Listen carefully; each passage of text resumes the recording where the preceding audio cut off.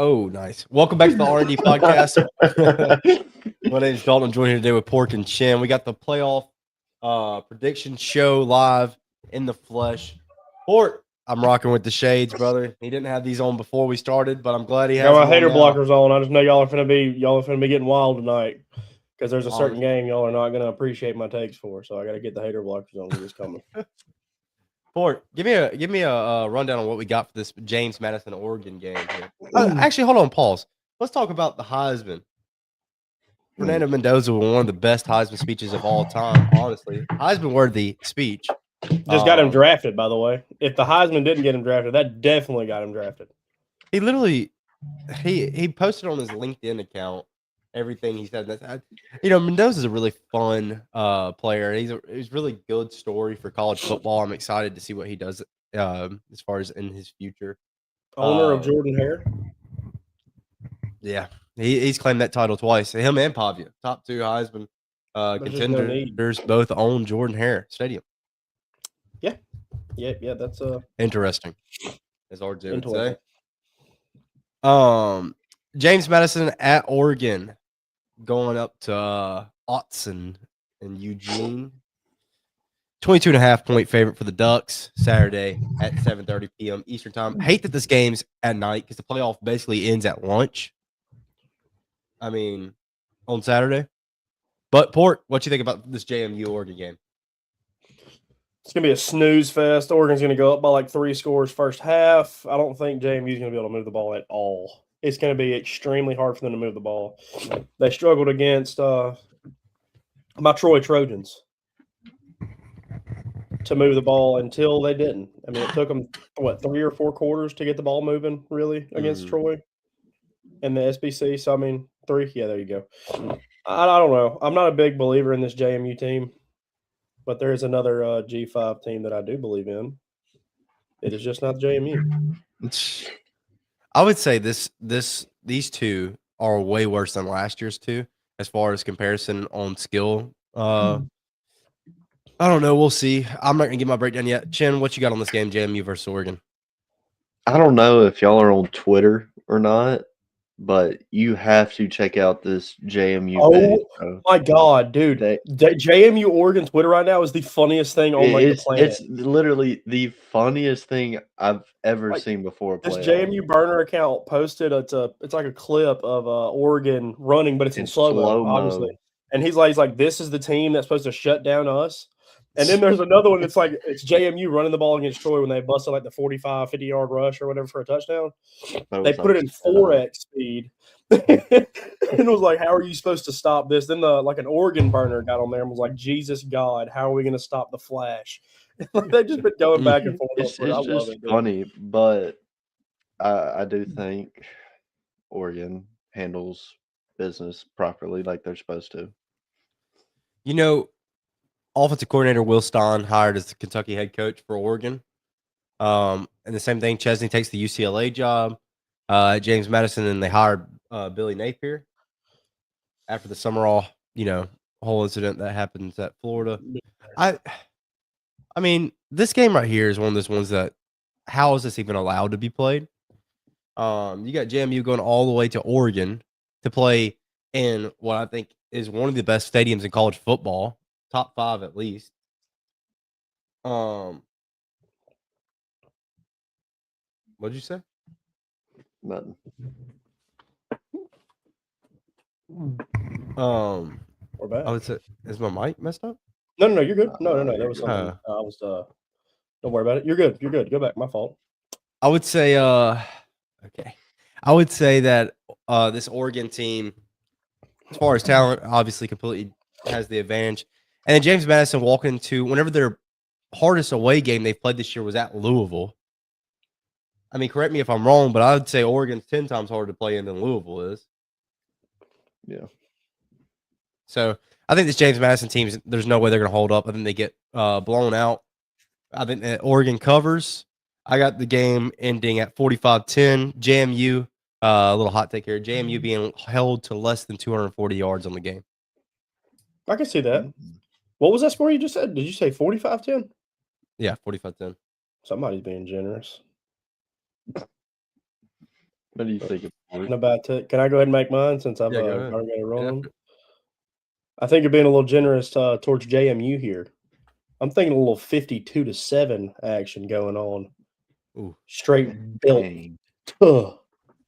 is what's going to happen, unfortunately. Jen, what you thinking? I was going to say 52-17. I mean, I know offense because I saw all year long what it looks like to not run the offense. So I know what to do. I'll say it the last couple of weeks. So. Welcome to the club. Welcome to the club. Next game we got on the list is Tulane and Ole Miss. The 2:30 slot Saturday afternoon. Wind's going to be 14 miles per hour down there. How does that affect Trinidad Chambliss and that high-powered offense of Ole Miss? How does Lane Kiffin being at LSU affect Ole Miss? Interim boost, or I guess permanent head coach boost now. Frank Wilson also announced that he's transferring from LSU to Ole Miss. Yeah, my boy. A lot of things interesting with this game. John Summerall getting to coach against the Rebels one more time here. Or the Tulane getting to go to Ole Miss and have a little showdown, another rematch here. What are y'all thinking on this game? Ole Miss opens up as a 17.5-point favorite. I think it's balled up to 21 now, if I'm not mistaken, or 20 now. 22. Yeah, they're saying it's going to settle it. Like it's going to get settled at 22. They think. Yeah, the first game, I'll tell you this: the first game, rewatching the Ole Miss and Tulane game, Tulane up front has one of the more impressive offensive lines. They moved well. They did well running the football against Ole Miss.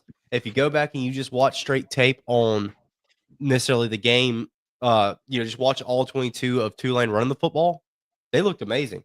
But the problem is that their defense couldn't stop Ole Miss, and they also couldn't score in the red zone, and they couldn't find a way to continue to chain drives together. Depth of routes was a big deal for me with Tulane, and I've seen that a lot on Twitter, where a lot of people have been talking about what is Tulane doing? It's 3rd and 5. Why aren't we running 20-yard digs?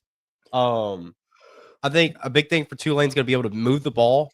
I think winning up front, especially on the offense or on the defensive line, getting stops, getting one or two stops in this game, give Tulane a chance to play with them. I think this offensive line core, like I said, for Tulane is actually very impressive. I think a lot of these kids will be going to Florida to play ball in the move with Summerall. But overall, man, it's just the talent on the defensive side of the ball for Tulane against the talent for the offensive side of the ball for Ole Miss. You got Pete Golding, who's kind of got these boys hyped up for this game. Kind of like, we're the dark side type mentality with Lane leaving. I think there's going to be a big game right here for Ole Miss to get them started off in the playoffs, even though I do think Tulane is a solid team. I don't want to go off topic here, but USF is driving with 3:51 left, down 7 in the fourth with 3:51, I believe is what I've already said it. And they just missed a PI call, so I think the game's cooked. But I would like to give my input on this game because it is going to be extremely different than what both of you were going to say. I think this is going to be a stunner. It's not going to be Tulane's not going to come in and actually hold the game down and all the whole time. I think it's going to be a lot more back and forth than people are giving it credit for. But I do think that, given the circumstances, they have the more winnable game than JMU does. Yeah. They have the more winnable game of the two. Because Tulane is a better team, they play a more hard-nosed defense, and they have such a good offensive line to try to combat Ole Miss's pass rush. With that being said, though, you have to worry about, you got a guy who was in the top 10 Heisman voting back there for Ole Miss at quarterback, Trinidad Chambliss. He's an absolute unit. He'll probably be wearing yellow and gold or yellow and purple next season. But this season, he has shown that he is a force to be reckoned with. I really do like this Ole Miss team, but I think Lane not being there is going to be a big kicker. That's going to change a good bit. But I think Tulane could probably squeak this one out, and I think I do like Tulane in this one. Roll wave. Yes, sir. Come on. Oh, What Tim, just what you got? happened? I'm currently watching players fight right now. Oh. What happened? One play got ran. Crash out. But I think knowing that they've played each other before, stakes raised a little bit. Tulane's playing a lot better football than they were whenever they first met. I think Tulane, I haven't really watched much of any team this year. So I want to say Ole Miss is going to win, but Tulane covers. I think that's the easiest cover of all time, though. You just got to not lose by more than 3 scores. Well, they did it already one time this year. Lost by 3 scores, that is. Hey, I've heard a lot of this get thrown around. The whole it's harder to beat the same team twice this year. It is whenever you're talent, right? Tulane's talented, and they've got a hard-nosed coaching staff. I mean, Summerall's obviously good enough to get the Florida job. Second best job open besides LSU.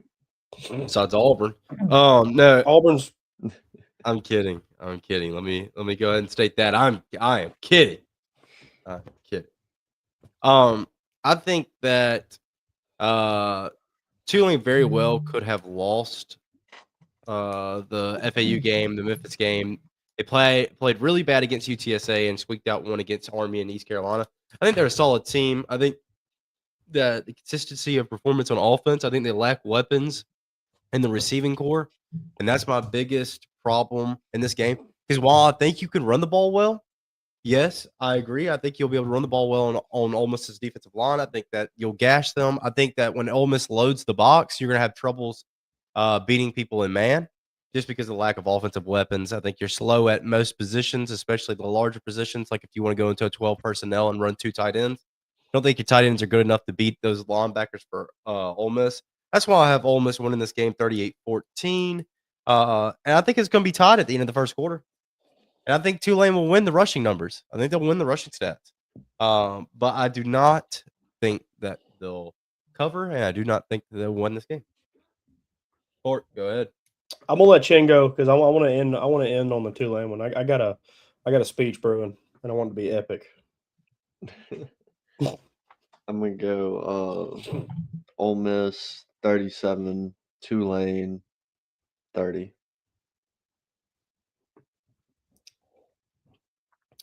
So I just want to put this up in the air. Me and Dalton simulated this game, okay? And in extremely heartbreaking fashion. Tulane lost. But that will not be the result come this weekend. I think John Summerall has got something to prove. This is more not even just to prove that he is and deserved the Florida job, but to give hope to these Florida players that he can bring a team that is understaffed, doesn't have the same talent as a major SEC team, and knock them off. And I'm not going to lie to you. I really like I think I like 27-20. Give me Tulane.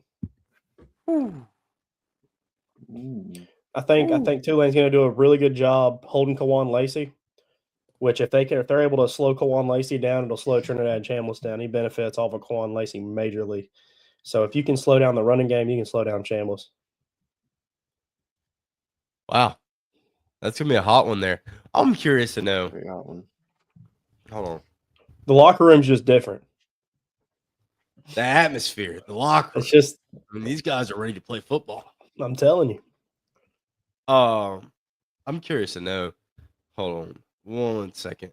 Yeah, so if you would put $100 on that Port, you're winning $625 back if you hit. He needs to lose the shades. Agreed. I got my hater blockers on. I'm kidding, Port. I'm kidding, Port. Nah. You're a hater, Turtle. You're a hater. Oh my, that's terrible. Who did that? Miami versus A&M, 11 a.m. kickoff. First game of Saturday. You got a bust down on. First game of Saturday. Okay. Let's see. It opens up as a pick'em game. I think A&M looks to be a 3.5-point favorite now at home. This game right here should be. I know, obviously, you can't make it the 6:30 game because of you don't want Oregon to play yet 5 o'clock in the morning. Nice, Mhm. Port. Good angles. I'm just making sure I can listen and getting in. Yeah, getting in close. You want me to start calling like the play call in the huddle right now? Get in close. Get in close. I promise you, I'm not jumping. I will not jump off sides. I don't care what kind of hard count you got rolling. I'm not jumping off sides. Texas A&M opens up at a 3.5-point favorite at Kyle Field. Obviously, wish this was the 6:30 game. It isn't. What are you thinking about this game there, Port? Give me some breakdown on your glorious king, Marcel Reed. The only thing that kind of sucks about this game is the time it's getting played. You've arguably got like probably the best or the second best game of the weekend being played at 11 in the morning. Yeah. Like, what are we doing? Like, come on. These are two teams that have one team that has been in the playoffs since basically week 2, week 3. They basically said, all right, we're going to be in the playoffs as long as we just don't start dropping the bad teams. And, Miami with the last-minute selection. I mean, they are the best ACC team, obviously. But, like, what are we doing putting JMU Oregon at the 7:30 or the 6:30 for us? I mean, I just don't understand it. That's just an oddball thing to do, in my opinion. I'm not. The really only sure. reason I see that is because if they have the 11:30 spot or the 11 spot, they have to play that game at 8 or 9. So you it's give them just the 2:30 and then give Ole Miss and Tulane the 11. well, then Because, I they mean, would they're be playing still on top Central. of each other. Yeah. Oh, I see what you're saying. Because they would be starting at 12. You get what I'm saying? Yeah, I see what you're saying. Yeah. I hate that it has to be that way, but I understand why it has to be that way, My glorious coach that we just hired has officially lost a bowl game, even though he's not a part of the team anymore. But Old First Dominion has loss went up for by Alex 14. Gold at Auburn, confirmed. Yeah, Alex Golish's first loss at Auburn is for USF. To let y'all know that. I don't know. I really like. I don't think. Don't you start? We are all over the place. It's like that. You get that on those big jobs. But look, so Miami, they're a very talented team. I'm going to say this now. They've got a great secondary, a pretty decent offensive line, but what you worry about is the quarterback, Carson Beck, who has been extremely turnover prone in his career with giving the ball to good defenses. Yeah. Texas A&M is an outstanding defense. In my opinion, they are up there in that top 10 mark defense-wise. They're probably sitting around 6 or 7. Don't make the joke, Dalton, because I know your eyes are – yep, there you go. But – and I just don't know if Miami has enough to stop Texas A&M, even though A&M has looked shaky at times. They have looked less shaky in their worst moments than Miami has. When Miami gets low, they stay low. They don't dig back out of it. And, I mean, we saw Texas A&M has the grit to grind back out of a 30-point deficit at halftime or whatever it was at half. It was a crazy number. 30. But I don't know. I'm a Texas A&M believer too. At the end of the day, at least for this year, I am. I still like A&M in this game. I think they're the safe bet. If you are a betting man, I'd take all your money out and put it on Texas A&M. I really like Miami's defensive line. I like Ruben. I think that they have some of the best talent up front, but I think what they lack all around the board, around the whole board, right? And we are after this game, Gunner. Sorry, let's read that comment.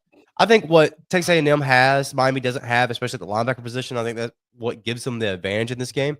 I would say A&M, Marcel Reed, you're gonna have to really establish the quick game. You're gonna have to really make this Miami team play on their heels, because if you start letting them come after you, it's gonna be a long game. I think Marcel Reed's a really good quarterback. I don't know how well he's gonna be getting outside the pocket because you have two pretty athletic edge rushers for this Miami team. Mm-hmm. With that being said, I got Carson Beck throwing 2 picks in this game. That's kind of my little hot take or whatever take you want to have in this game. I think you're gonna have 2 misfires. I think the Kyle Field is going to be loud. It's going to be ridiculous. It's going to be a crazy atmosphere. Can't wait to watch that game at 11 a.m. I'm gonna go ahead and give my score prediction. I know Chin hasn't given his yet, but we'll just go ahead and start with it. I got 28-24 A&M. Close game nonetheless, but I feel like A&M holds the lead most of the second half. Miami just scores and kind of makes a little bit of a run there at the end, but the interceptions for Beck is the causing factor for the loss. Chin. All right. I'll say this. For Miami to really get going, they're going to have to establish the run game. They have a pretty solid running back from what I saw earlier on in the year. And then you got to get Malachi Tony involved a lot more. I think he's had his last 3 or 4 games, he's had over 100 receiving yards. He's going to be the weapon that they're going to need to honestly beat A&M. Yeah. But then once you flip the other side of the ball, no. My allergies are messed up, gang. Come on. But once you let Marcel Reed get on the field, you can't let him get outside of the pocket at will. Because that's where he's the most dangerous person in the country is whenever he gets out of the pocket. Yeah. But I will say Miami wins 35-33, game-winning field goal. Y'all are really finna do this to me again. That's crazy. Dude, I'm gonna be like the only one. I'm gonna be picking the opposite of y'all for the rest of the night, apparently, because it's lined up. Turtle took A&M. Oh no, we're good. We're good. Well, but I get to put the factor on him. This is my problem with another problem that I have with A&M. I don't know if you remember the SMU game when they got upset at SMU. They got into the red zone 9 times and couldn't score the football. Was this last year or this year? This was this year. This is what kept A&M? them out of the play. No, Miami. Oh, this is what kept them out of the playoffs. Just about like why they were even in talks of being out of it. Why they didn't make the ACC championship. So that's my problem with Miami. How are they going to be in the red zone, especially against this good Texas A&M offense whenever the field shrinks? All right, Port, what you got? So I think you're going to see a boost in performance from Marcel Reed. I think this is really whenever we're going to see the Marcel Reed we've been thinking we're going to see every week. I think this is a big step up for Texas A&M. They're here. I think they're going to step it up. Defense is going to play strong. I do agree with you. There are going to be 2 forced turnovers, whether it's in the air or on the ground for Carson Beck. He has shown struggles of getting hit blindsided wise coming off the the left side of the offensive line. He's shown moments of just getting kind of knocked down, the ball poking out. But biggest thing, A&M, protect your quarterback. And when your quarterback senses pressure, he's got the legs. He's got to get out and go. But with that being said, I'm going to take A&M 28-17. 28-17 A&M Fort. Yes, sir. You know, honestly, I like the predictions there. Chin, you got a good upset prediction, Pork. I feel like we have stuff that's in line. I think A&M in this game defensively is going to be stout, especially like I said in the red zone. I think that's going to be the game changer for them. I'm curious to see what A&M does run the ball as well in this game. I think they're going to be able to run the ball a little bit better than what's expected. We'll see. Going to have 18-mile-per-hour winds, so it's going to affect the passing game just a little bit. Going to affect those field goals a little bit. But nonetheless, we'll see what we get from there. This is the game that I've been waiting to talk about. Alabama game of the week. Rematch. Alabama, the past 2 times you've gone to Norman, you've gotten, or let me rephrase this, the past 2 times you played at Oklahoma, you've gotten spanked. Oh, well, we only lost by 2 at home. No, you got spanked. Last year in Norman, you got absolutely spanked. What are you going to do now? What's going to change? Have we made any adjustments? Our team's gotten healthier, but what do they look like now? You had Clavis when you played them the first time. You know, Jam Miller's back. He was the only bright spot during that game. Yeah, I agree with that. Clavis back for this game 100% supposedly. Riley's still out. LT Overton's still out. He's been out since what? Since the Auburn game with an illness. Is that right? Auburn. Yeah. Yeah. So the week before Auburn. He played the Auburn game. No, he didn't.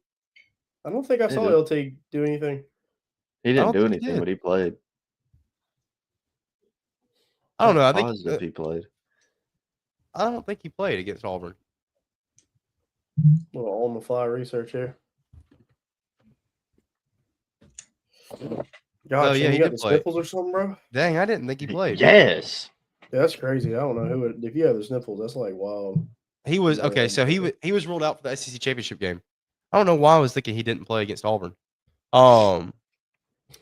But nonetheless, he's ruled out of this game. What are you going to do if you're Alabama going in this game to make a change to be able to actually get the ball moving on offense. When you played Oklahoma this last time, you had 400 yards of offense, but since then your offense has taken a complete decline. You had this 400 yards because you were on the field a lot more because Oklahoma was scoring with short field. What does it look like for you, Port? What do you think? What do you think is going to have to happen in this game for Alabama to be able to come out with a win? I'm going to stay down here because I don't want y'all to try to get on me. All right, because I don't think y'all are really going to appreciate what I have to say. I think if you want to move the ball, you have to first get rid of Ty Simpson. He is shown to be extremely inaccurate and at times incapable of making reads. Beginning of the season, Ty Simpson is not the same Ty Simpson we've seen since South Carolina, maybe? For sure, for sure the Oklahoma game. I'm not really sure how I feel about Alabama going to Norman yet again, except this time with a more high-powered offense and defense than they had last year. I mean, last year you had Jackson Arnold, who threw for 100 yards, ran for 100 yards against Bama. He ran for 2-something. Okay, never mind. He ran for 200. Okay, what he does best anyway. But with Bama, you really and truthfully, all jokes aside, you do need to try to establish the run game. They've been trying to find it all year long. Found it a little bit against Auburn. You get Jam Miller back. It's going to be a big pickup. You have to get him started immediately. Like I'm talking about snap one, you have got to put the ball in his hands and let him tumble forward for 4 to 5 yards. You have to set the run game up. This is a ferocious defense. That's also another thing. It's going to be really hard for the quarterbacks to get rolling in this game, which both of them have both fallen off since early on in the season. These two Heisman-level quarterbacks going into week 4 who were completely and totally eliminated. So, but in Mateer's drop-off was due to injury. Simpson's drop-off was due to playing. But the thing with Mateer is this week Brent Venables just came out today and said that his grip has gotten better over the grip on the football has gotten better over the past 2-week span. And Oklahoma didn't have to play in the SEC championship game. Alabama did. So you got to take that into account that their players have had a 3-week rest instead of a 2-week rest, or et cetera, 2 weeks instead of 1 week. And the same thing with like an A&M. Same thing with A&M, Oklahoma compared to Georgia and Alabama. You don't get that 1 week of rest. Gunner says can't make a read when the O-line can't pick up a stunt. If you had extremely average at best when it comes to athleticism at quarterback. I agree with this. The thing to me is I think the can't make a read when the O-line won't or can't pick up a stunt. I don't know if it's necessarily as much as the O-line as it is the running back room blocking. Because you saw against Georgia, we went to a full slide. So basically our whole offensive line was shifting left and running back was picking up the edge. And whenever you do something like that, it's due to the fact that your running back usually cannot find the blitzing linebacker in time to make the play. Let's go back to the first Oklahoma game. Whenever, who was it? Daniel Hill. He got blown up from a blitzing corner. Was that Hill or was that AK Deer that got blown up? No, it was Daniel Hill. Hill. He got blown up by a blitzing corner that weighs 60 pounds less than him. And he saw him, but he didn't get any type of brace for impact. And I think a lot of that, like I said, why we have gone to a slide against Georgia is due to the troubles with blocking at the running back position. I don't know if that's going to change. I think having Cuevas back is a huge deal because he chips really well on the offensive line. This was what I was about to say. Are we sure Todd was healthy? I think he's been hurt. Only explanation for 8 to 9 weeks of Heisman level QB play and falling off for what he's been lately. I think obviously we've seen rumors that he's had the hurt elbow, back, the herniated disc or something like that. No, that's what it was with the back. And while I don't doubt that, he's taken a lot of licks over the year, and he hasn't had a whole lot of resting time. One thing with me though with Ty is, at what point was your passing game going to start to struggle, and Ty Simpson going to start to struggle when you couldn't run the football? So I think it may be a combination of both. I think every player at the end of the year is sore, is banged up, is hurt. Some maybe more than others, but every player has a little bit of wear. I think one of the biggest factors is the lack of being able to run and the lack of short screen game that we've had. Getting ourselves in the 3rd and longs makes them look worse because at the beginning of the season, Ty Simpson bailed us out of 3rd and longs. It was 3rd and 8 especially against Georgia. What, he went 9 for 9 with his first 9 for 9 with 3rd downs in the first half. He was throwing the ball, man. I'm telling you, that Ty Simpson's a lot different. Yeah, I think whenever you can't run the ball, QB play is going to drop, and then obviously I think he probably has been somewhat banged up as well. Nothing confirmed. I'm sure we'll hear at the end of the season that he probably had something worse than what we thought. Chin, what do you think? Sorry, you're good. I think. What you want my opinion on? I got a lot about it. You think Ty Simpson? Do you think Ty Simpson's healthy at the moment? I don't know. It's hard to tell.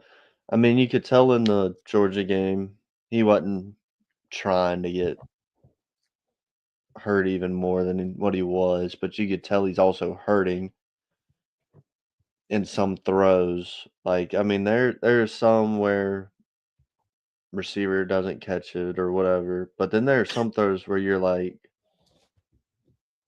who just threw that? Like, this ain't the same person we saw week 2 or 3 or 4. But I do think Oklahoma will try and put more pressure than they did last time, just because they've seen what he did against Auburn and Georgia whenever he had pressure put on him. But then again, I think it's going to be good to have Jam back with the running game of how he ran when he did against Auburn, but also with his pass blocking. He's our best pass blocker out of the backfield on the team, I think. Yeah, I agree with that. It also helps to have Danny Lewis and Cuevas back for this game, because Cuevas has been our most reliable guy whenever we get to that spot of needing something short over the middle. Yeah. And then you get Danny Lewis back to help out with the run game blocking, which he's really good at. Okay, so in regards to this, I think that this didn't start in the LSU game. I think this started in the Missouri game. I was about to say Missouri's really when you saw the regression of Ty Simpson, and then he kind of picked it back up for Tennessee, and then the complete drop off started to happen. Well, even against Tennessee, it wasn't clean. You can't it wasn't clean, but he definitely performed better. You can't say he had a regression against Missouri when he played really good. He had the sack fumble, but he also played really good. He put a 4th and 8 ball to where only Latsir Brooks could catch it. He puts a laser to Horton in the end zone for a touchdown. There's some things in that game where you can say, well, he's regressing, but no, he looked just as good as he did the week before. But then you turn around and look, who did we play the week after? Tennessee? Yeah. Well, here's the thing, there's some things there where it kind of looked like it wasn't that noticeable, but then you turn around and look at the next week against South Carolina, and you really saw it that game. That South Carolina game had a lot of Bama fans that I know of, at least, a little scared and a little shook on what was going on.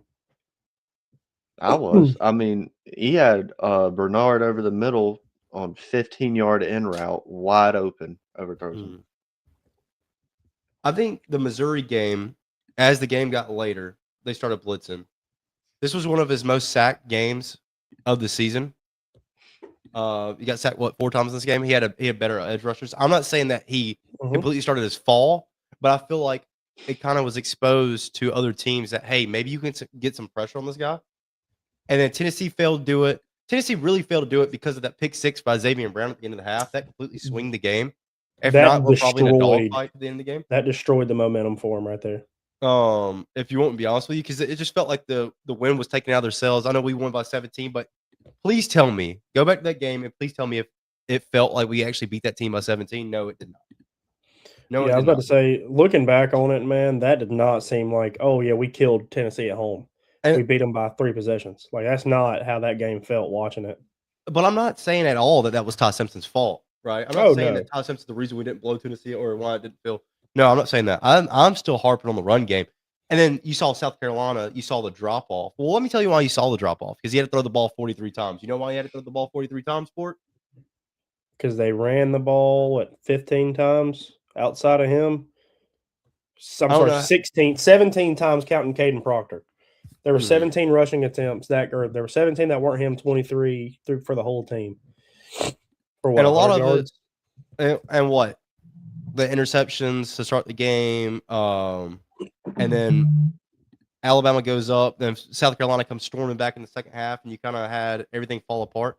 What run game? Exactly. That's exactly what I'm saying. No run game. Ty Simpson, obviously QB play falls out of the roof just falls straight to the roof whenever you don't have a run game, because there's nothing your quarterback can do. But here's my thing though. With Kalen DeBoer has shown it. He did it all year last year.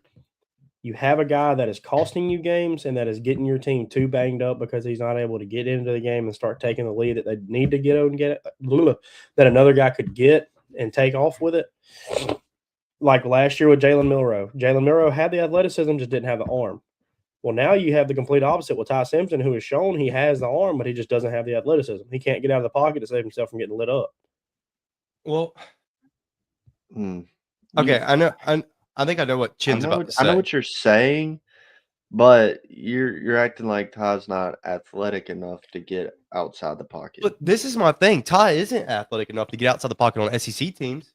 No, he can do it against ULM and Wisconsin, but he didn't do it against Florida State. He has yet to really come out and show that he can do it against these defensive ends in the SEC. State, but I'm saying these teams in the SEC, their defensive ends are as fast as outside linebackers. Like they're quick. They are quick and twitchy, and they will jump off of the line and chase and like hawk him down.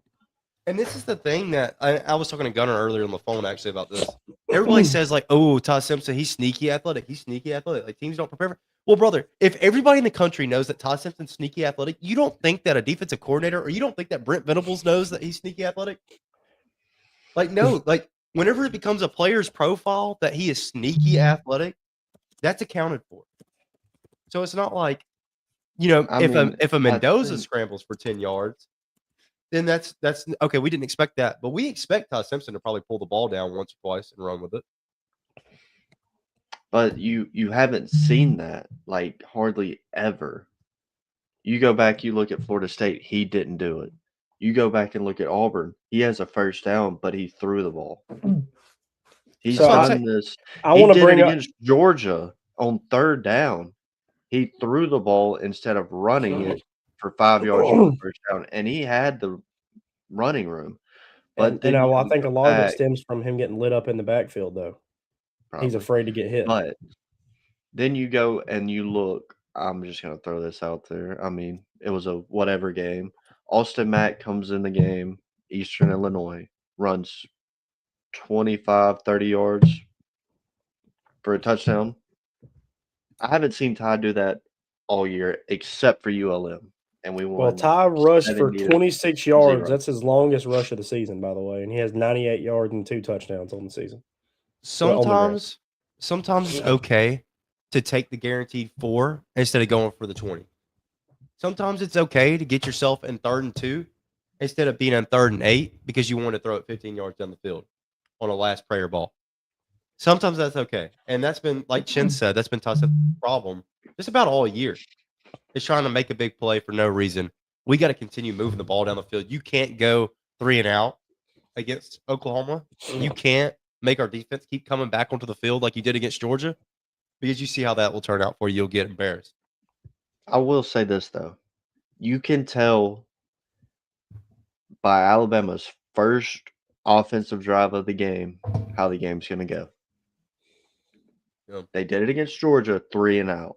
I said, we're in for a long one, because you get 2nd and 4, maybe 2nd and 3 after a good run from Daniel Hill, incomplete pass. Then you run a reverse on 3rd and 2, and you don't get anything.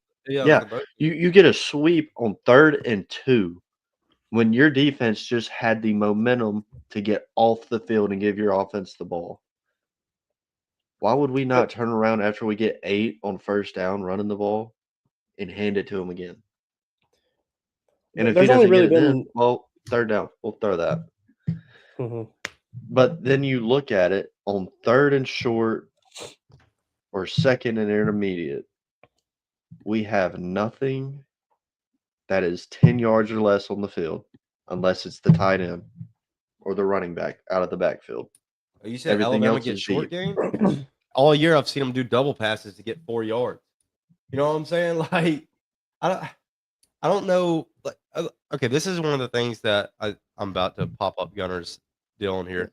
Yeah, This is one. Ty Simpson had negative 28 rushing yards that game. Yeah. I want to say this. Whenever we got the ball to Ron Williams on short passes, he made a play with the football. He made a lot of people look crazy. He made a lot of 2-yard gains turn into 12-yard gains because he's so good with the football in his hands. Why do we not design more things short to Ron Williams? Obviously, he's had problems catching the football intermediate. I mean, if they're like a 3-yard pass, he'll catch it. But he had 2 receptions to start the game. His first 2 catches of the day, first 2 targets, 38 yards. Yeah. And then I think this was like first quarter. Well, after the first one, the first one he did great getting when we got him the ball. He did great. He got outside. He made people miss. You don't see that again until the second half, and he does it again, or the second quarter. He does it again, and then you don't see it again. You just see deep balls because we're behind. Well, why are we behind? Because we want to throw it deep. We don't want to throw it short. We don't want to try and run the ball. I think if Grubb gets behind, he starts to panic, and he's like, well, we have to have a touchdown. Mm-hmm. And that is when Alabama is the worst team in the country, when we're behind. I agree 1,000% with that. And then whenever we are in striking distance, we don't throw the deep ball. And so we never stretch the field. How many deep passes have we completed this year? What, we're 2 for 18, 2 for 19, something like that? 1 or 2, yeah.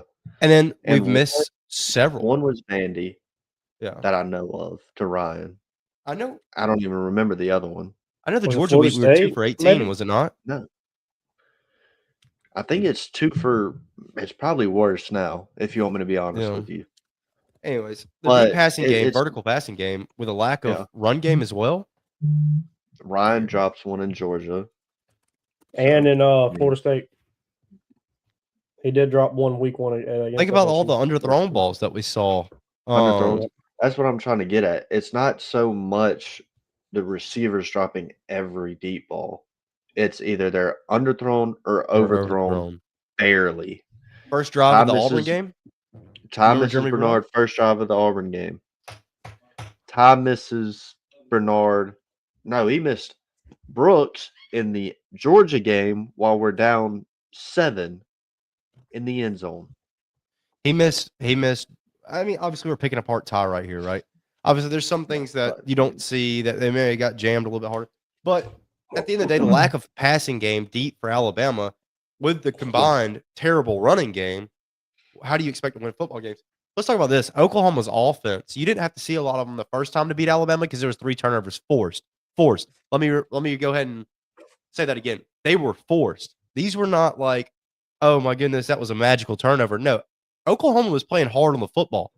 Oklahoma is one of the worst tackling secondaries in the country because they play so aggressive to strip the ball. And you saw that risk-reward factor come in against Alabama because they got 3 turnovers, and that's ultimately what won them the game. They could have gotten like 5. Yeah, the ball was on the ground like 6 times. I think what was it? Like the first 5 offensive plays, the ball ended up on the ground. Yeah. So Oklahoma has been aggressive towards the football all year. It turns out good for them against Alabama. Mateer didn't have to do anything. He didn't have to play impressive because all he had to do was be a game manager, and he adapted and was that. And they won the football game. In this game, I don't think it's going to be the same way. I think Alabama's going to actually take care of the football. Hopefully, I pray to God. If not, it's probably going to be a murder. Mateer is going to be a little bit healthier. I have Mateer rushing for over 16 attempts in this game. In their best games they played this year, or really and truly, even when he's at Washington State, offensively, Mateer runs that football more than 15 times a game. Yeah. That's his best asset is his legs. And they've done pretty decent against it this year, Alabama has. But at what point, like Castellanos against FSU, God, every time he got out of the pocket, I was about to cry in the stands because I didn't know if he's going to run for a touchdown. You know what I'm saying? Like, is Mateer going to be able to affect the game with his legs? That's my big question. Satania. Yeah. Isaiah Satania is absolutely disgusting. I was about to say he's going to be the impact player in my opinion. Because I mean, you saw not last week. It's been a few weeks now when Oklahoma played LSU. I mean, the dude had 120 receiving yards on 9 catches. Mm-hmm. John Mateer threw for 320. Wide open. Yeah, he threw for 320 with 2 touchdowns, but he turned the ball over 3 times. And that's the last time he's touched the field. He threw for 3 interceptions against LSU at home. Mm-hmm. See, you say Satania's going to be the difference in this game, or Mason Thomas will be the difference in this game. Completely healthy. He didn't play against Bama. Oh God, dude. I'm sorry. But this is I'm about to say this, Jenny, because I thought the same thing initially. This is why I'm not as worried about our Mason Thomas as I am against a Zion Young or somebody that's a speed rusher. Because what does Alabama, statistically struggle against? Speed rushers. We struggle with speed. Yeah. And our Mason Thomas is more of a balance / power threat. And you're just not going to bully ball Caden Proctor. Now you're going to run around him. You can put Pork out there, line him up wide enough, and make him run around him. He's probably running around everybody though. I mean, I'm running around everody though. Let's be real. With them, Sam Miller ain't chipping me, buddy. I'm hurdling him and taking tie down. Let's be real. But the white boy that played for Mason Thomas, I forgot his name now. But hell, he had a career game in that game. He had what, 3 sacks, 2 sacks, a strip fumble, sack fumble later in the game, and then he's the one that blocked the field goal. He is actually. Yeah. So he had a hell of a game that game. The linebacker, number 10, I think. Yeah. Well, he's their best player on defense. So, I can't think of his name right now. I can't either. But he will probably be the difference in this game because he got to the quarterback a good bit last time we played.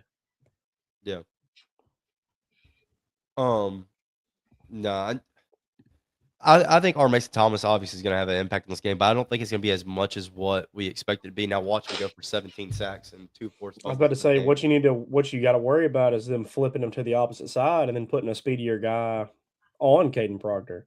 So but even Michael Carroll, he's had really good reps this year. I'm not worried about power rush. I'm scared about speed rush. Well, that's what I'm saying. You get Caden. If you throw Caden Proctor off, he's going to be off for a few plays. I mean, he showed that against Auburn, that he's prone to getting into a mini slump. Whether or not how quickly he gets out of it's a different story. Yeah, but he does have the tendency to get beat and be like, "Dang, I got beat," and then like a few plays later, he's like, "Wait, hold on, I'm actually good at this. Let me get back to doing what I'm doing." Yeah, both teams struggle. Serious question though. Serious question. Over under 0.5 touches for Caden Proctor. Under playoff game. I don't think they're going to risk it. If he gets the ball, Kalen DeBoer's going to Michigan. Okay, let's be real. That's what's going on there. There's some severe tampering. He ain't leaving for Michigan. Here's the thing, bro. To say that he ain't leaving.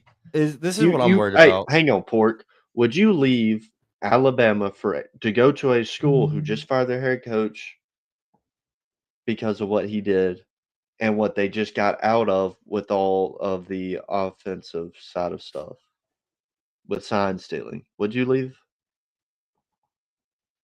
Yeah. Easier schedule. Yeah. You've got one big game all year long. You got one big game. Thank you, Gunner. Me and Gunner are going to ride with this one.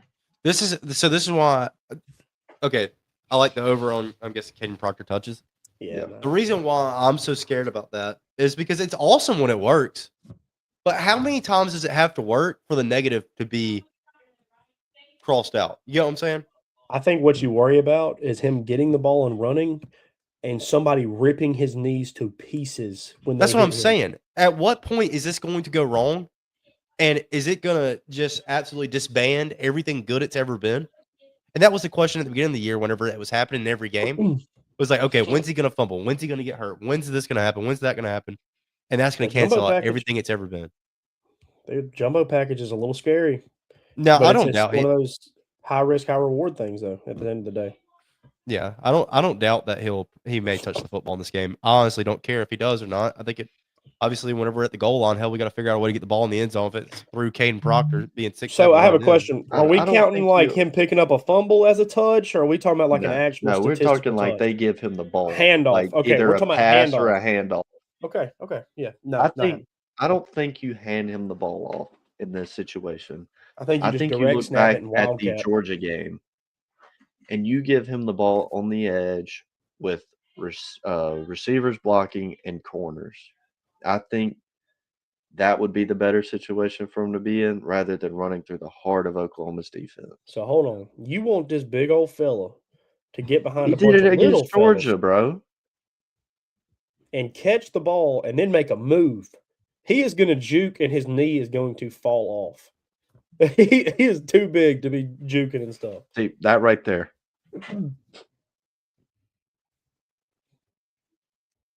So the Cody He Reed about package, scored if against anything. Georgia. If he didn't step out, he scores. Yeah, I don't know. I don't know if I'll risk it with Caden Proctor in this game. Who do I you wouldn't. think? This is my question. What team ends with the most rushing yards? Oklahoma, because of the quarterback. John Montier will be the reason they have the most rushing yards. I have a good feeling about it, especially if they're talking about that. He's feeling a lot better gripping the football. It's going to make him feel a little more confident. I think he's been playing scared. I saw an image or a video of him at practice the other day. Give me Alabama by 50. I'm kidding. I think Alabama rushed the ball for more, but I think he's it'll be banned. close. I got Oklahoma. I agree with that statement. You're not like that, Port. Hey, don't worry about coming in tomorrow. Bill said take the week off and to keep taking the rest of the weeks off. Glazing. What do you mean I'm glazing? No, I think Oklahoma's run game's improved more than Alabama's. I think Ryan Grubb said that he's tried everything to get this run game going. It just hasn't worked. Look at the Has he tried getting them to run forward positively? Yeah. John Mateer will be the leading rusher in this game. If Alabama finds a way to stop it, they have a shot if playmakers can make plays. Agreed. No chance Proctor gets a designed handoff on the road in a playoff game. He might be a decoy, though. That's the thing, is I'm curious how many times they use him out wide in this game to fake that, or if they even do. Now, maybe not how many times if they use him as a decoy, because you saw them do that later on in the year, and it works. Mm-hmm.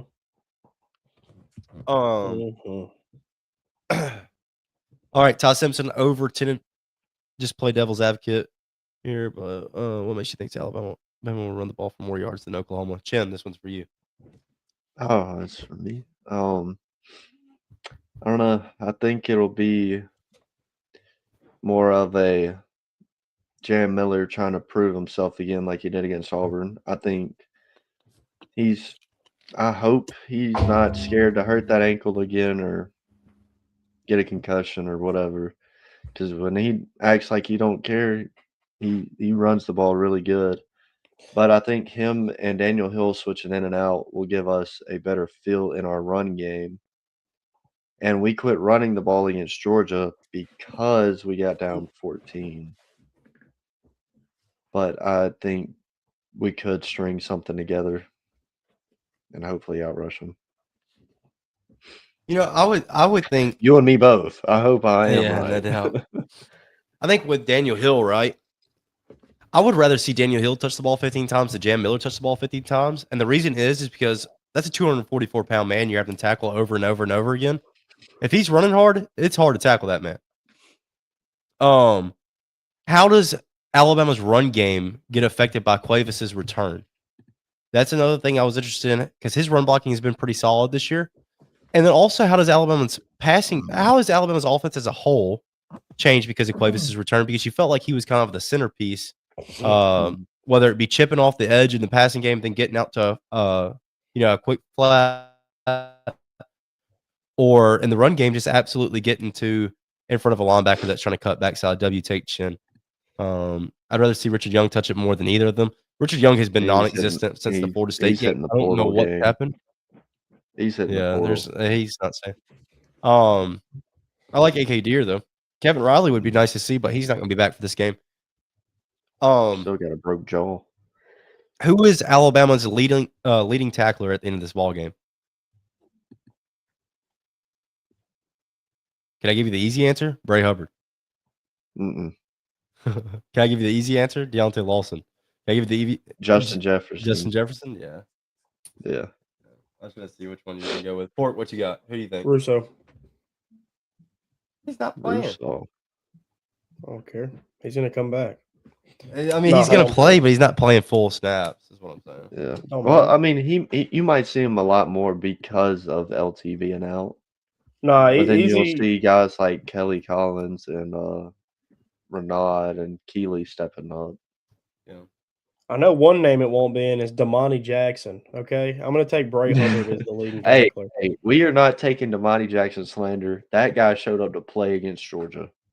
It showed. Yeah. I got Yeah, Deontay wow. Lawson. I got Deontay Lawson stepping up big in this game. One of his what could be last games of his career. I would like to see him flying around the football. I think he's gonna have to be a big part in keeping Mateer from being able to step up in the pocket and run the ball. Not only that, what is he going to be able to do to get to the outside edge and keep this Oklahoma run game from getting out wide?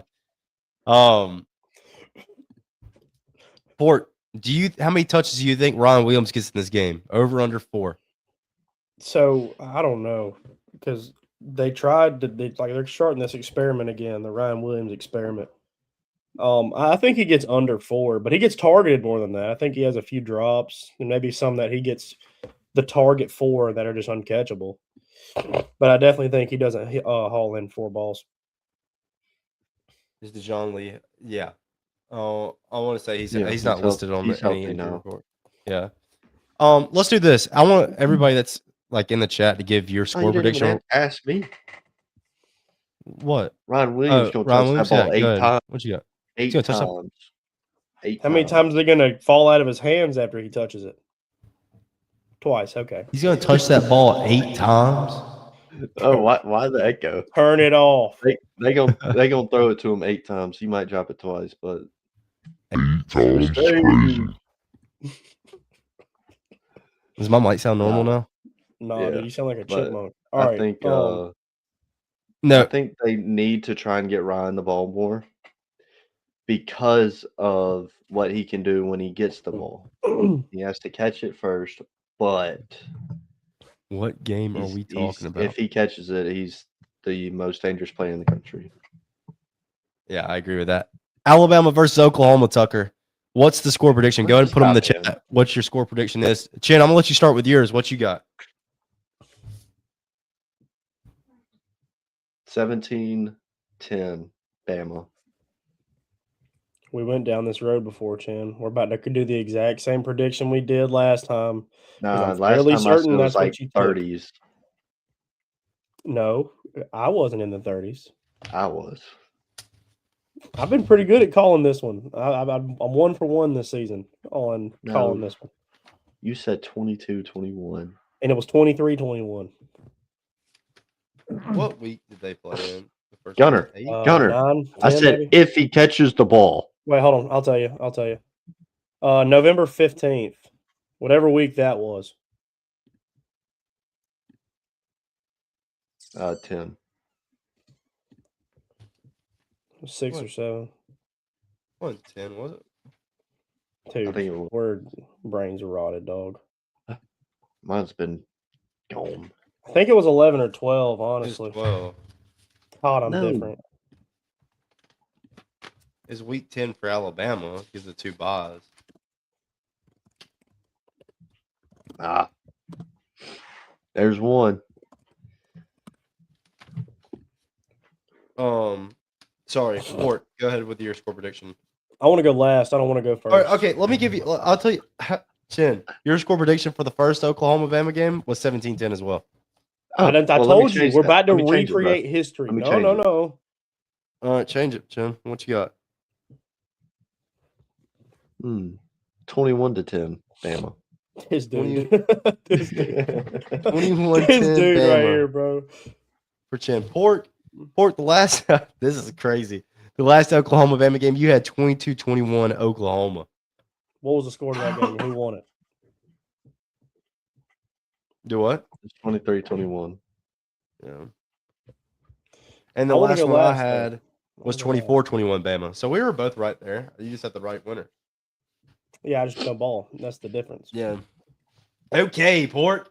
I'm guessing you want me to go next. Chin, you had 21-10 Yeah, I want to go Bama? last because I'm going to be the only one to disagree of everyone in the chat and on this Okay. up here with me.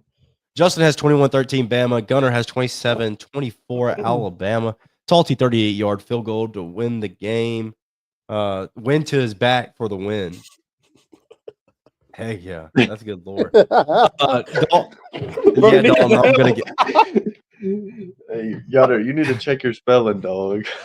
Yeah, that's why I got Tucker Abrahamson says, yeah, I'm dropping full names. Yeah, Dalton, I'm going to go with 21-17 Bama.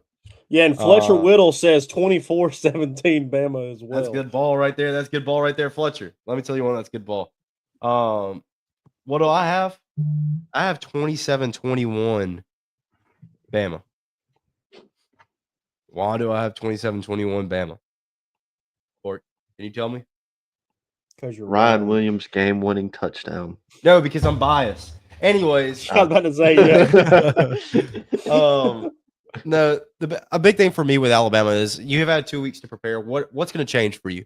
What have you implemented to be able to get past this Oklahoma defense? What have you implemented to get rid of the ball whenever you're getting pressured? I'm going to be really curious to see how we can get the ball out to the edge and get these quick passes off. I'm holding on 13.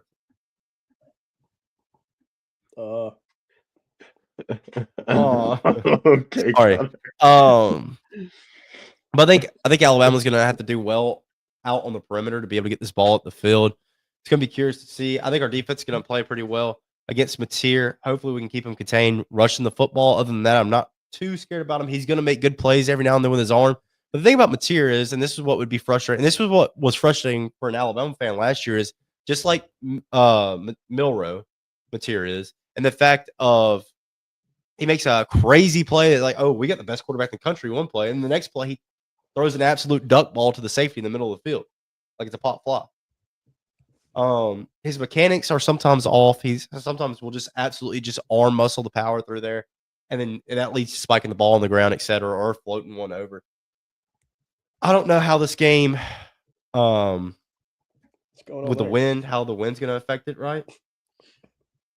I don't know how the wind's going to affect it, but I just see Alabama win this game 27-21. Port, what do you have? So, listening to you talk about this, like you and Chin and all the other fellow Alabama fans in the chat, you made me feel a little bit different about this game. You've swayed me a little bit over, and I think I'm going to go. I think I'm going to go 20-21, and I'm going to take Oklahoma.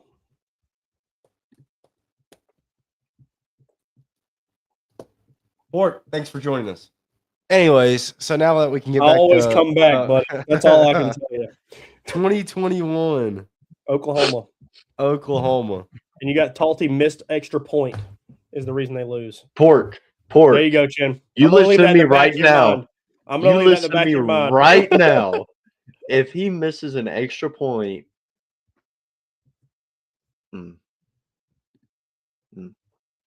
what you gonna do? None of that. I'm already back. You can't get me to a screen. So overall, we got Alabama. Me and Chin got Alabama advancing. We have our playoff bracket somewhere. We'll pull them up on Tuesday or Sunday. Terrible take by Pork and Bean. Yeah, I agree. Pork's muted. He's just yelling. He's muted. Who keeps muting me? Yeah, terrible Dude, take. this Pork. Tucker Abrahamson fella. Huh.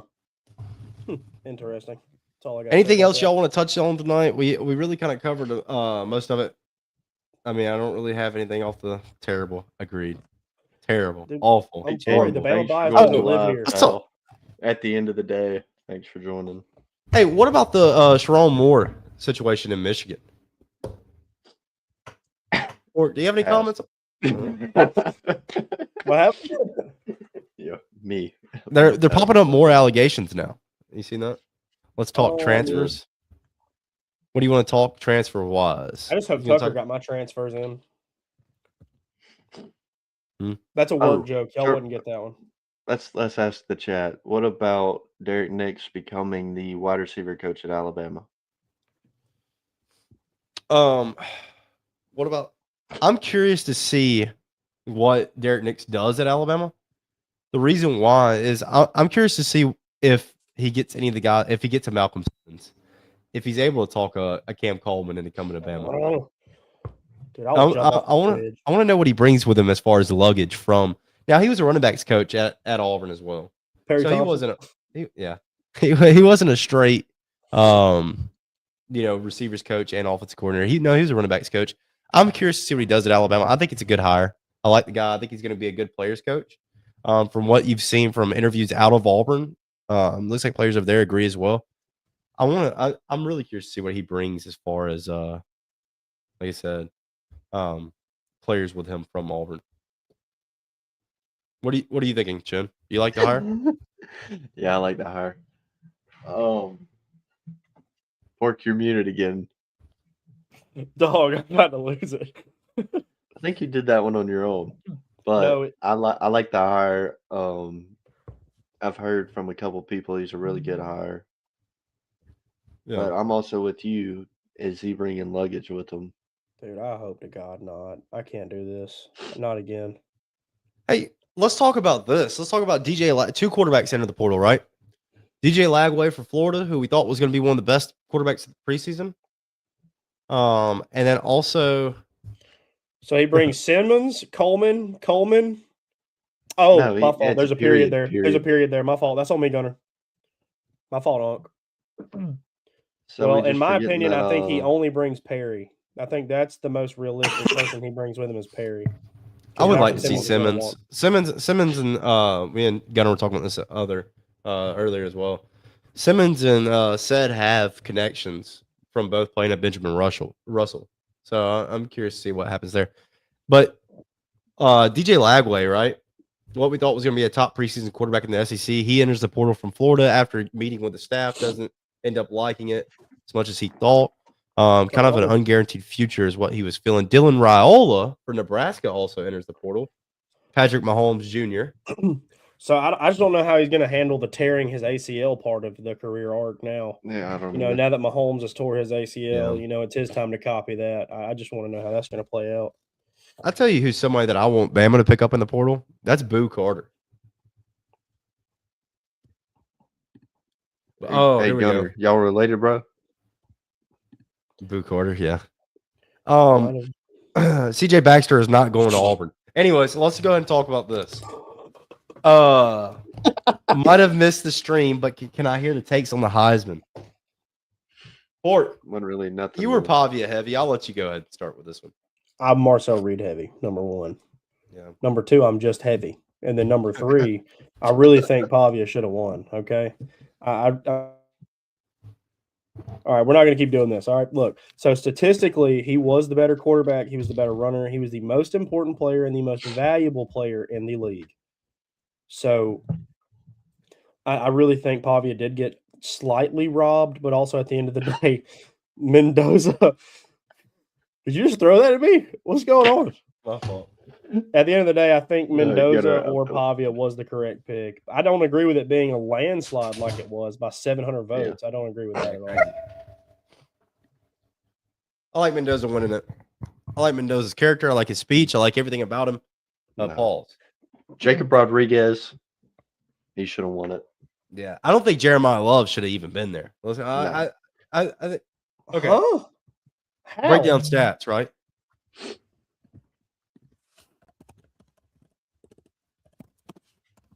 Don't you worry about it, buddy. I'm pulling them up. Don't you yell at me. Johnny Manziel had the same amount of rushing yards as the best college running back. Johnny Manziel was like a top. Ahmad Hardy should have been in above Jeremiah Love. I'm just saying. What did Ahmad I think Hardy Chambliss should have been in over. I think Chambliss should have been over Jeremiah I'm Love. just saying, like running back, Ahmad Hardy. Yeah. All right. Well, you want to make this comparison? We'll do it. I think Jacob Rodriguez should have been in over. We'll do it live. Yeah, Jacob Rodriguez also forced 12.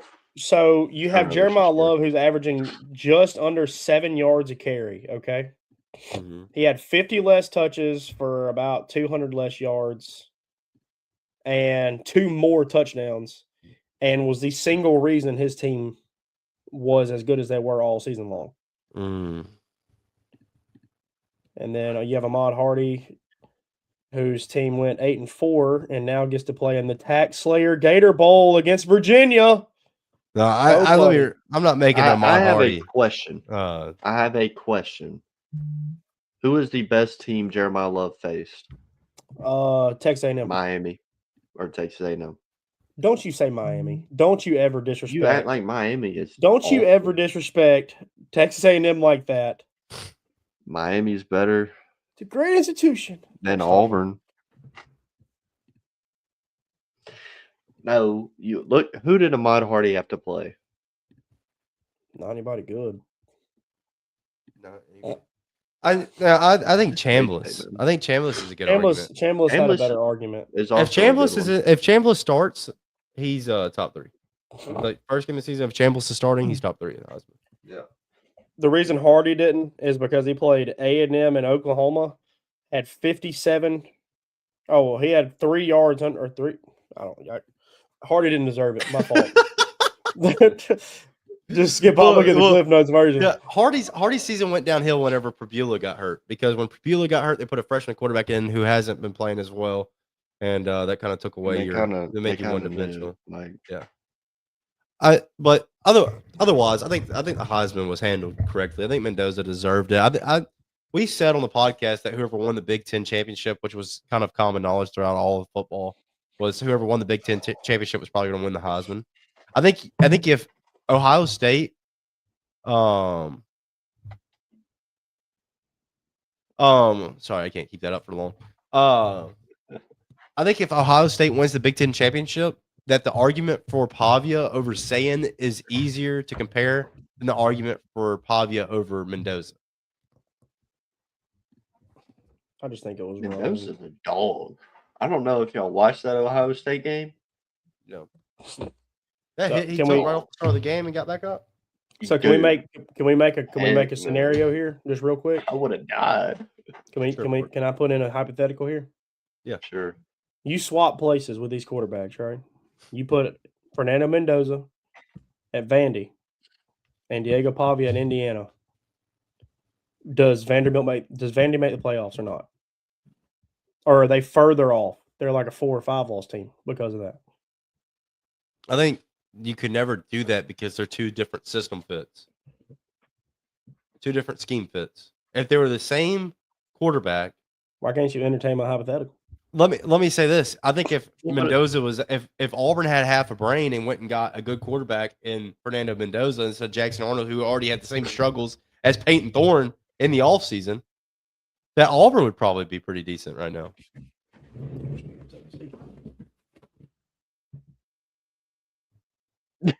What just happened? I say you put it this way.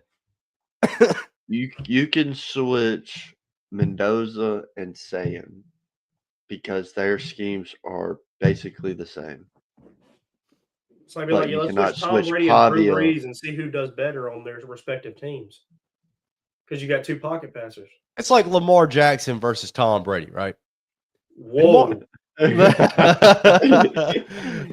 did you just get that comparison from? Number one. No, for real though. What I think me and Chin are both trying to get to is like Pavia is obviously going to run the football a little bit more. He's going to be a little bit more scrappier whenever he's playing. Mendoza, you're not looking for that from that guy. You're looking for a decision maker. You're looking for a pocket passer. You're looking for a guy that can game manage. Pavia is not that. Because Pavia is the team. All right, enough of that one. Can't get rid of me. Because Pavia, yeah. I mean, I agree.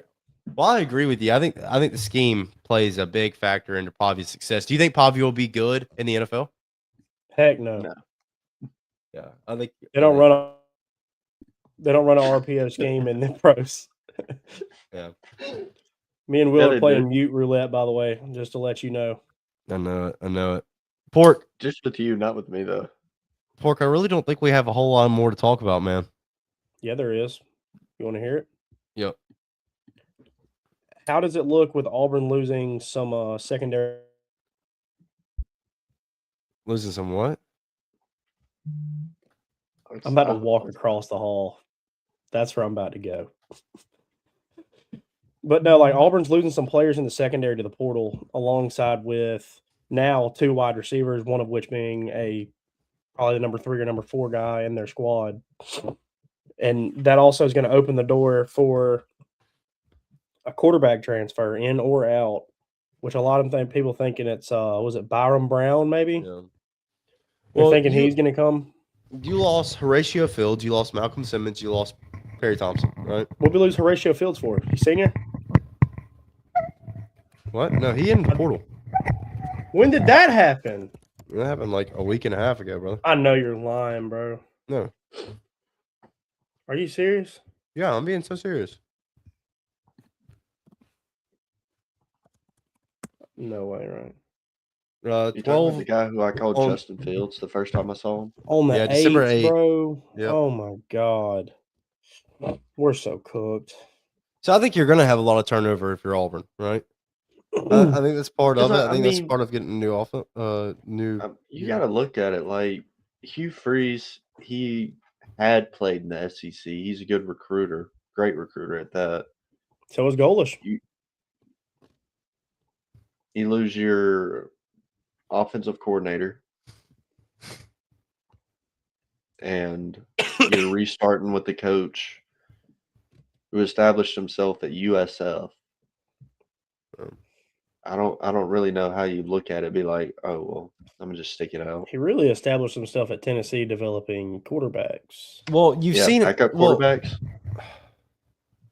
Bart Purdy's a backup? oh my goodness. He played at Iowa State, Port. Man, get her off of here. My fault. Yeah, I don't even know how she ever viewed the live. You got her blocked or something? No, I'm kidding. Oh.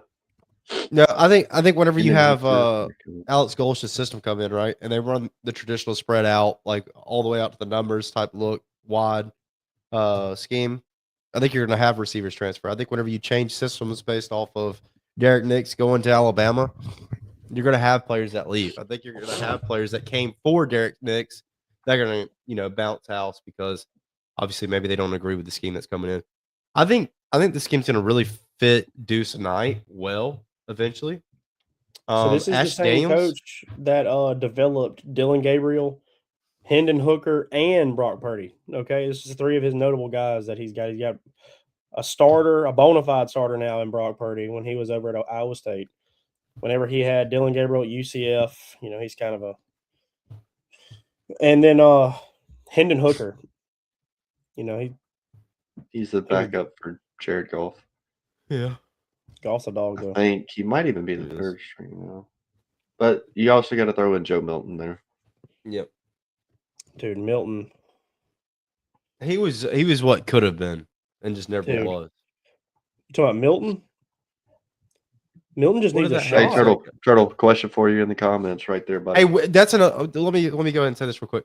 That is a good point. We will be rebranding after this football season to a different name.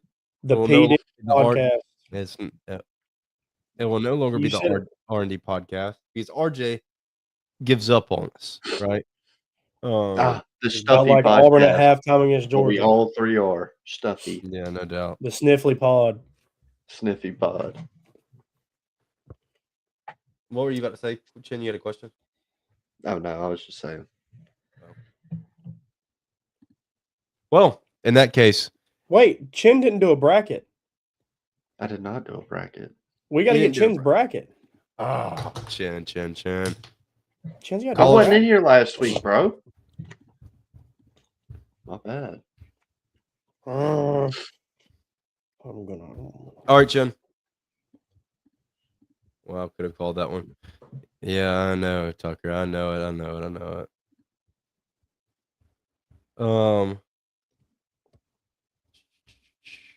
Chin, we're gonna get you to make your bracket live, all right? We'll do it live.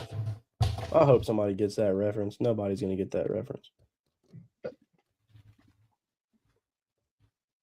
All right, I'm watching the Bama game. That Go ahead. Mountain Red. No, that's not John Moran.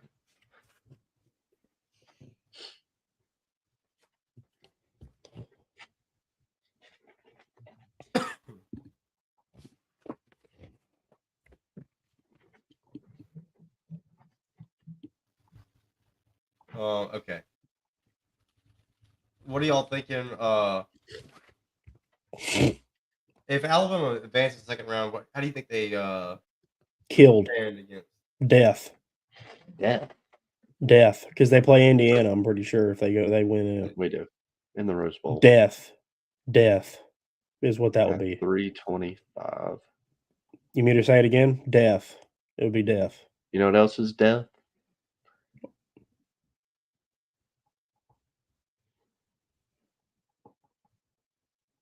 What?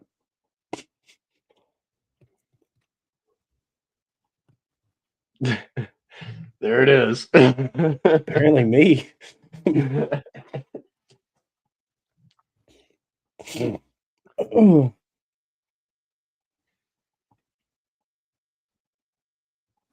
Oh, let me see here. Jim, what are you doing? I was about to give the chat a little ASMR, but Don't do I it, decided not please. to. Don't do it. I can't We breathe. make 2 bracket entries on ESPN. That's insane. You're fired. No, hey, seriously though, I got a question. Are we gonna do like a lore pod ever? You know what I mean? A what? Lore pod. What did you just do? No, Paul, we just kind of talk about how we all got here to this moment in time. We might be here a while. I mean, you don't have to get emotional about it. Jesus, Chin, you're crying over That starts crying. Dude, it shot.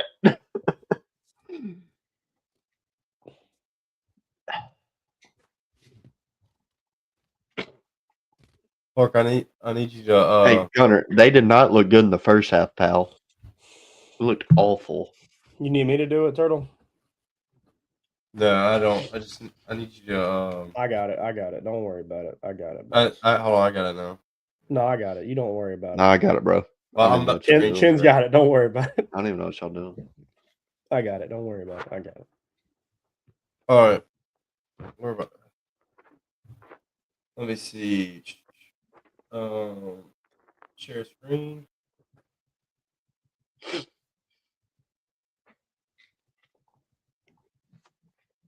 Hey, Gunner, what do you think about Noah Williamson? Okay. Here we go. Here we go. Here we go. Here we go. Chin, Yep, give me your playoff bracket now. James Madison, Oregon. James. Oregon. What? Whoa, whoa, Oregon. whoa. Oregon. You can't misclick that bad, bro. What are you doing? Alabama, Oklahoma. Tulane, Ole Miss. Ole Miss. Miami, Texas A&M. It's all about the Oh, I'm gonna What? lose it. I'm gonna lose it in here tonight, bro. dude. I predicted them to win, bro. Oregon, Texas Tech. Tech. Alabama, Indiana. Roll Tide. Ole Miss, Georgia. Georgia. Miami, Ohio State. I'm kidding. No. Yeah, Ohio State. Ohio State. Bro clicked it. Didn't even ask. Miami. Yeah, Ohio State, I kind Ohio of State, figured Ohio what he was gonna say, but I don't know. God. Georgia, God. Ohio State. Well, let's start at the bottom. Ohio State. Chin, if you say Alabama over Texas Tech, you've already got delusional and set them over Indiana. Okay, why do you think Ohio State beats Georgia, Chin? Jeremiah Smith. Nah. I think on paper, Ohio State has the best defense, and they got a really good offense. And I don't think Georgia's offense will be able to keep up with Ohio State. Texas Tech versus Alabama, Chin. What you got there? He's like, yep, Texas Tech. Okay, well, How many All right, points yeah, who will do we you got score in winning the now? 20? Yeah, ooh. How many points? we'll be scoring the whole playoff. I said How many games 800. is it? 11. 11 games? Yeah.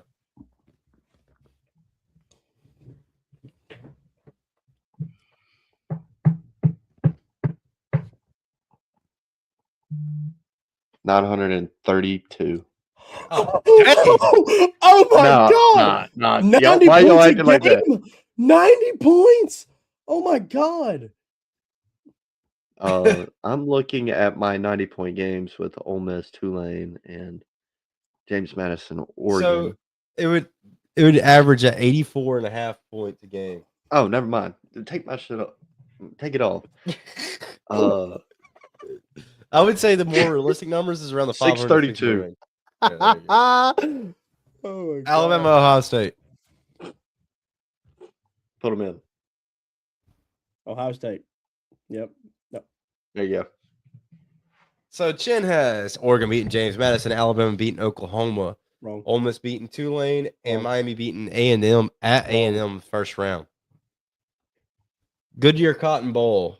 Ohio State takes down Miami. All-State Sugar Bowl. Georgia takes down Ole Miss. Rose Bowl out in Pasadena, baby. Alabama beats Indiana. And then the Orange Bowl, Texas Tech beats Oregon. That would be a fun matchup to watch. I'm looking forward to that game. Texas Tech versus Alabama. Chick-fil-A Peach Bowl.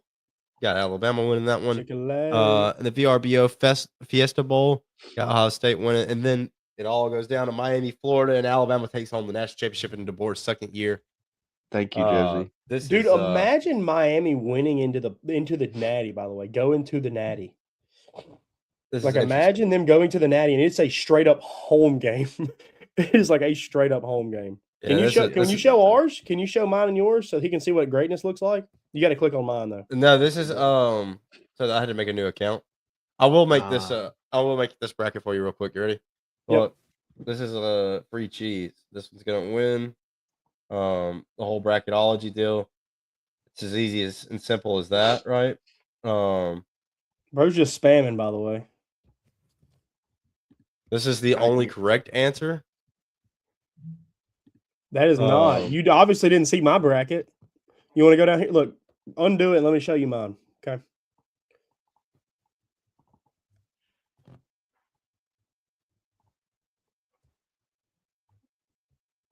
Oh, we're gonna get yours up here for it. Because it's ball, like it's actual ball. Look at me. Look at me being quick with the graphics. Look at him, quick on his feet.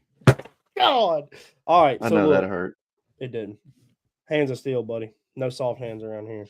So you got Oregon beating JMU in close fashion by 35, and then you got Oklahoma beating Bama. Upset alert. Tulane beating Ole Miss at Oxford. A&M beating Miami. Oregon beats Tech. Indiana obviously beats Oklahoma. Georgia dogs out Tulane. A&M breaks the 0.5. Breaking all the letters. The Tulane Ole Miss game, you just completely lose me. I'm just saying, when it happens, you're gonna regret ever talking crazy to me, because when Tulane walks off and Sleeper Cell Summerall has a playoff win under his belt, going to the Sugar Bowl, y'all are all gonna look at me different. Y'all are gonna ask, I know mine's crazy, but you have to look at this. Yeah. Ethan, you thought that Alabama versus Ohio State was crazy. Just wait till you see Tulane in the second round against Georgia. And then Tulane whoops the dog's tail as a 22-point underdog. Bro, Turtle just had Ohio State winning everything. Like, I don't get it. I mean, it's Ohio State. Dude, Chin had Alabama winning every game they played. Yeah, that one's kind of crazy, but I understand bias. But no, Georgia and A&M at the Fiesta Bowl, free cheese.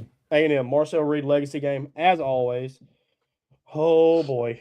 Oh, boy. And then Indiana is going to beat Oregon.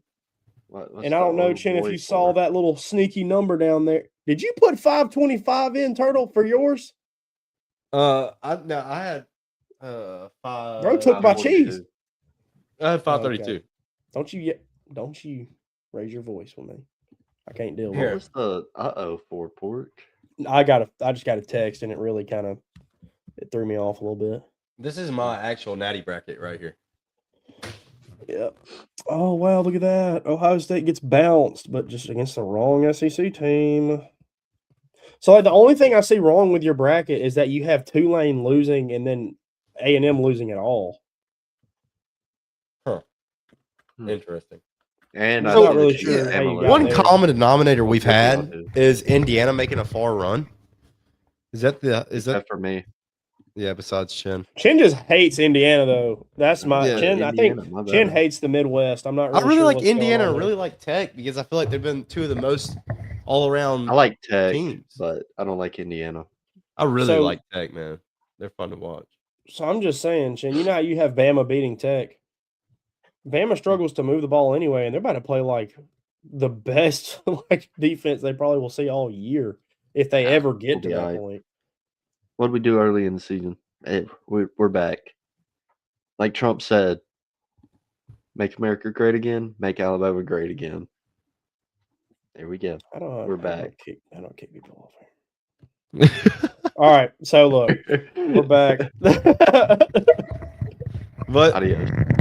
okay, before y'all start playing tag again, we'll y'all have anything else you want to add in there, Port? You have anything you want to say right before we close this one out?